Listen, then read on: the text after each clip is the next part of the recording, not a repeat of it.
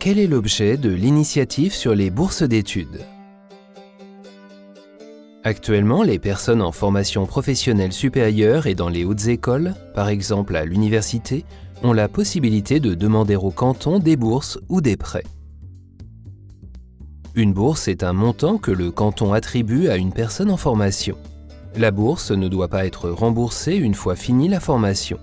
Le prêt étudiant est comme une bourse, également allouée par le canton, mais cette somme doit être remboursée au canton au terme des études.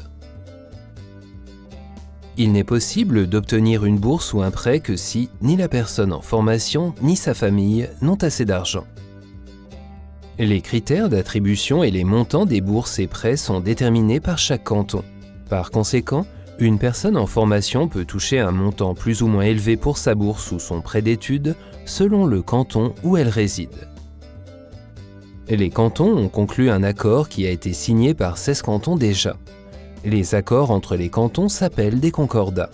Le concordat détermine des critères minimaux communs pour l'attribution d'une bourse d'études et son montant. Qu'est-ce qui changerait? Si l'initiative est acceptée, la Confédération déterminerait à qui et à quelles conditions serait octroyée une bourse ou un prêt étudiant et fixerait une somme minimale. Les règles seraient les mêmes dans tous les cantons. L'attribution des bourses et des prêts étudiants resterait le devoir des cantons.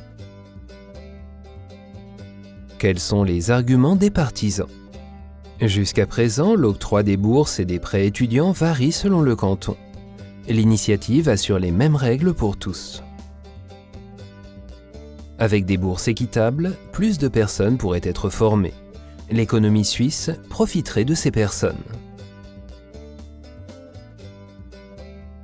Quels sont les arguments des opposants?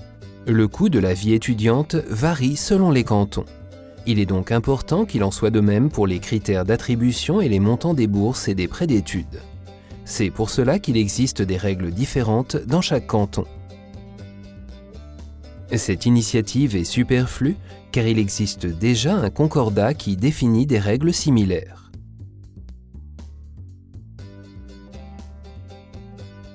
Si tu acceptes l'initiative sur les bourses d'études, vote oui. Si tu veux la rejeter, vote non.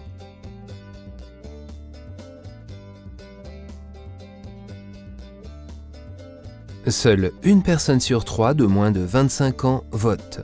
Rejoins notre équipe de 1000 assistants aux élections EasyVote et mobilise tes amis pour participer aux élections fédérales du 18 octobre.